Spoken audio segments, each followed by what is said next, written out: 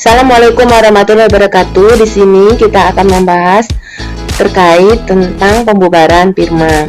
Ada aturan-aturan yang dalam pembubaran firma, yaitu terkait tentang realisasi aktiva non-kas menjadi kas. Urutan pembagian kas diatur, yaitu menyelesaikan hutang firma kepada pihak luar terlebih dahulu, kemudian menyelesaikan hutang firma kepada anggota yang ada di dalam firma jika ada. Begitu juga dengan hutangnya ya, hutang firma yang ada di luar pihak perusahaan jika ada. Kemudian melakukan pengembalian modal kepada para anggota. Berapa sih modal akhir dari para anggota? Itu yang dikembalikan. Di sini contohnya terdapat neraca firma G, H, dan I. Ada kas, piutang dagang, persediaan aktiva, hutang dagang, hutang bank, hutang tuan G. Berarti di sini untuk hutang tuan G, firma ini berutang kepada tuan G ya. Kemudian ada modal G, H, dan I. Di sini ada aturan perbandingan laba rugi, yaitu dibagi 30% untuk tuan G. Kemudian di sini 20% untuk tuan H, 50% ini untuk tuan I. Persediaan berhasil dijual dengan harga 38 juta. Persediaan di sini posisinya nilai bukunya yaitu 30 juta. Sedangkan persediaan berhasil dijual dengan harga 38, berarti di atas nilai bukunya. Ini merupakan perolehan laba dari persediaan itu sendiri, berarti sebesar 8 juta. Yang 8 juta ini harus dibagi sesuai dengan perbandingan laba rugi. Selisihnya merupakan laba ya. Ini dibagi 30%, 20%, 50%. Kemudian aktiva tetap berhasil dijual dengan harga 28 juta. Di sini aktiva tetap nilai bukunya adalah 40 juta. Berarti sini memiliki kerugian. Kerugiannya 12 juta. Berarti ini juga dibagi kerugian tersebut sebesar 30%, 20%, 50%. Nah, kemudian sedangkan piutang dagang dapat ditagih sebesar 27.500. Posisi piutang dagang di sini adalah 30 juta. Berarti 2.500.000 itu dianggap sebagai kerugian karena 2.500.000 ini tidak dapat ditagih. Yang dapat ditagihnya itu 27.500.000. Yang sama dengan yang lain, untuk 2.500.000 ini dibagi perbandingan labanya. Bukan laba ya, rugi ya. Maaf ya, berarti sini rugi ya 30%, 20%, 50%.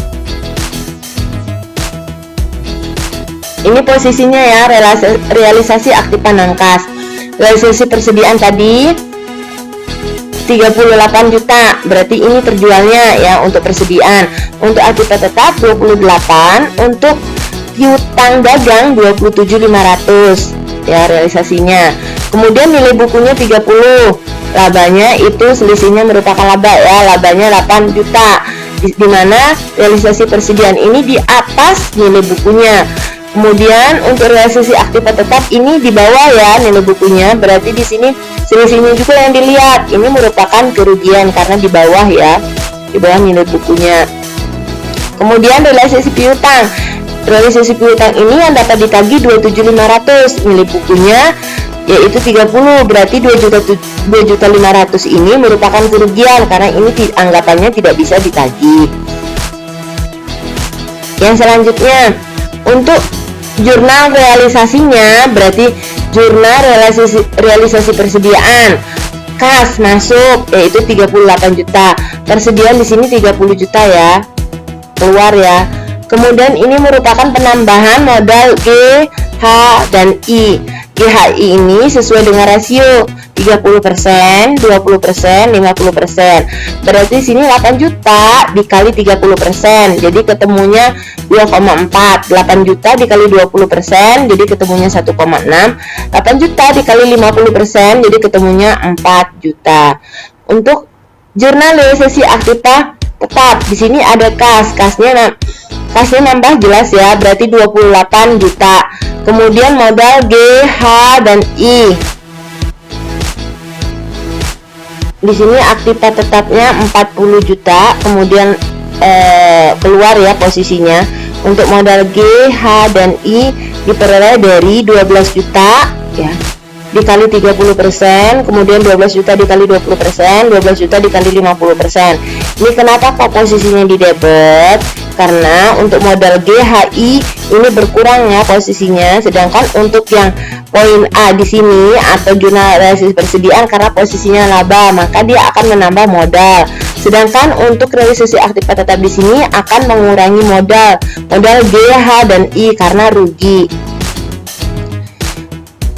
Kemudian realisasi piutang dagang di sini ruginya 2.500.000. Yang 2.500.000 ini dibagi sesuai dengan perbandingan 2,5 dikali 30% ya 750, kemudian 2.500.000 kali 20% itu ketemunya 500, kemudian 2.500.000 itu dikali 50% itu ketemunya 1.250. Kasnya tetap ya di sini 27.500. Piutang dagang yang keluar yaitu sebesar 30 juta. Setelah ditotal di sini untuk uang kas awalnya bisa dilihat di neraca ya. Di neraca kas awalnya 10 juta. 10 juta berarti di sini 38 ya, 38 ditambah 28 ditambah 27.500 ditambah 10 juta. Jadi ketemu total uang kasnya 103.500.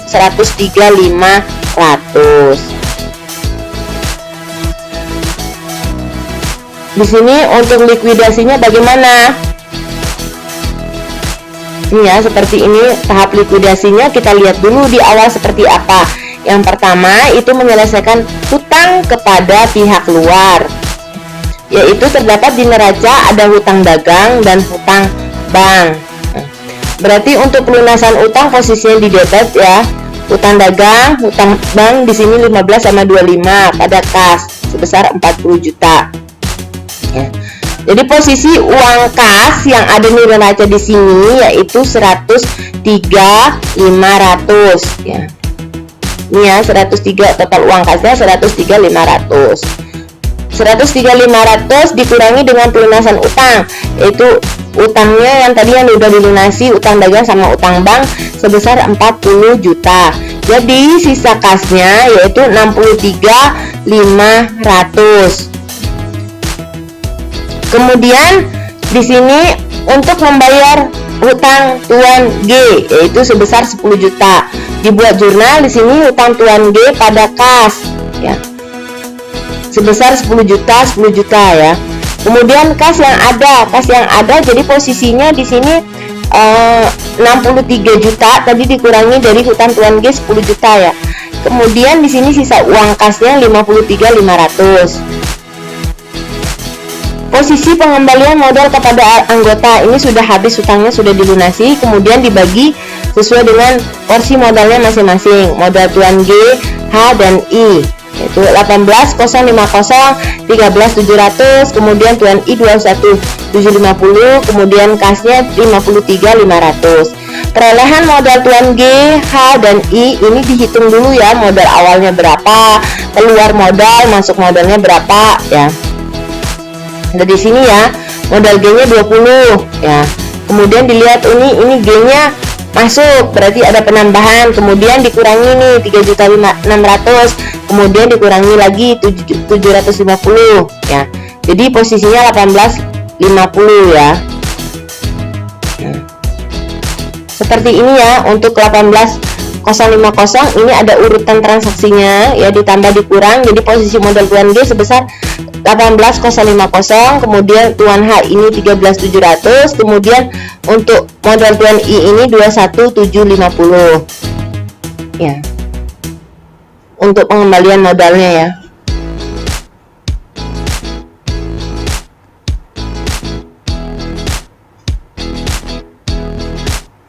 Ini ringkasan dari transaksi sebelumnya. Untuk tahapan ringkasannya seperti ini. Untuk keterangan di sini saldo per 31 Desember itu yaitu 10 juta. Kemudian piutangnya yaitu sebesar 30 juta. Jadi saldo awal ini dituliskan semuanya ke samping seperti apa.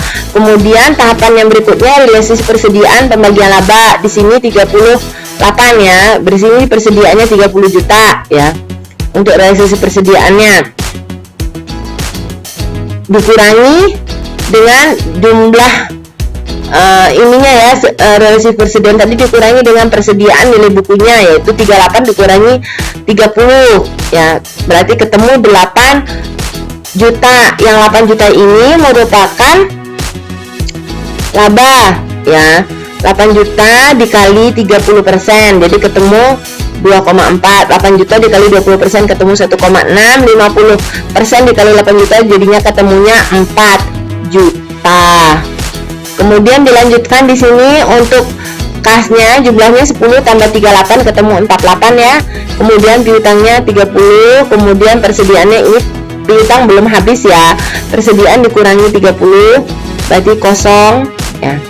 Untuk modal tuan G ini ada penambahan ya, penambahan dari persediaan itu sendiri karena laba. Berarti di sini tambahan modal untuk tuan G 22.400, untuk tuan H itu 1.600, penambahannya berarti menjadi 16.600. Kemudian tuan I itu 25, tambahan modalnya 4 juta, kemudian menjadi 29 juta.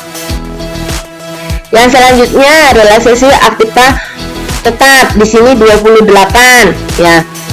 Kemudian aktiva tetap tersebut nilai bukunya 40 juta. Berarti di sini ada kerugian sebesar 12 juta ya. 12 juta ini dibagi lagi sesuai dengan perbandingan. 30% dikali 12 juta ketemu 3,6.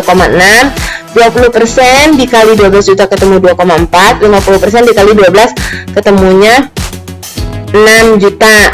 Berarti masing-masing dikurangi juga. Berarti 22.400 dikurangi 3,6, 16.600 dikurangi 2,4, kemudian 29 dikurangi 6 juta, 18.800, 14.200, 23 juta. Kemudian di sini ada piutang ya.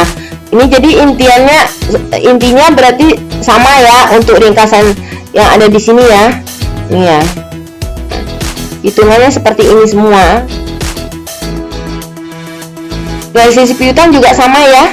Nah, pelunasan hutang berarti di sini dikurangi semua ya. Untuk pelunasan hutangnya 15.88 ketemunya ya. Kemudian pelunasan hutang bank 25, pelunasan tuan G itu 10 juta. Berarti saldo kasnya sebesar 53.500 setelah dikurang-kurangin ya.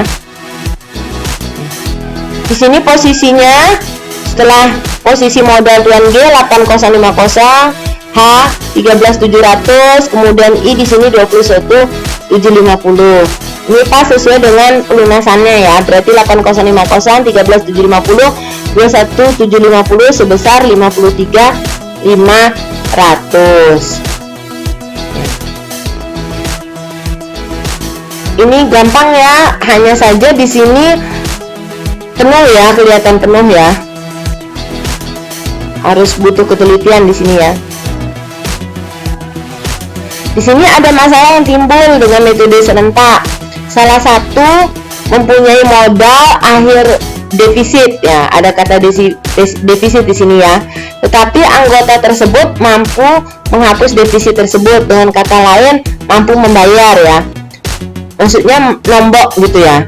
Salah satu anggota mempunyai saldo modal akhir defisit, tapi anggota tersebut tidak mampu. Dengan kata lain dia tidak mampu membayar atau kabur atau bangkrut dan lain sebagainya. Di sini contoh lain, tapi neranjanya sama dengan yang ada di atas ya.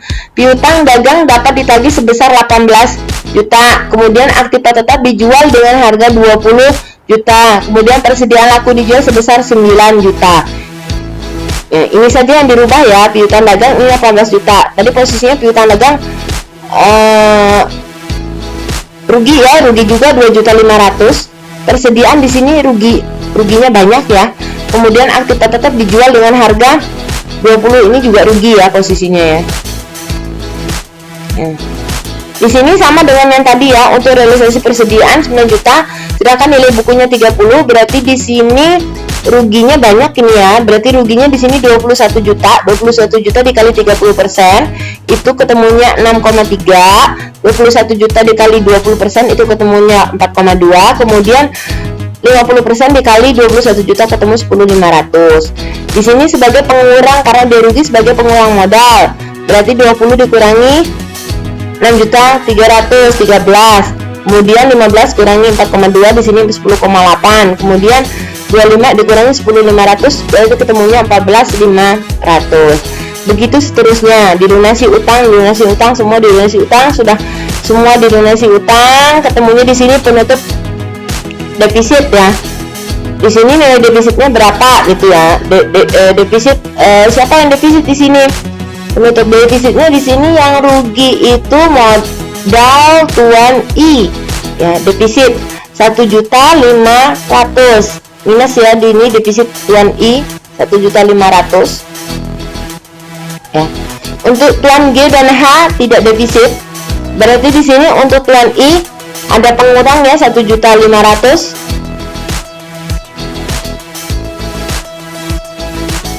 atau defisit.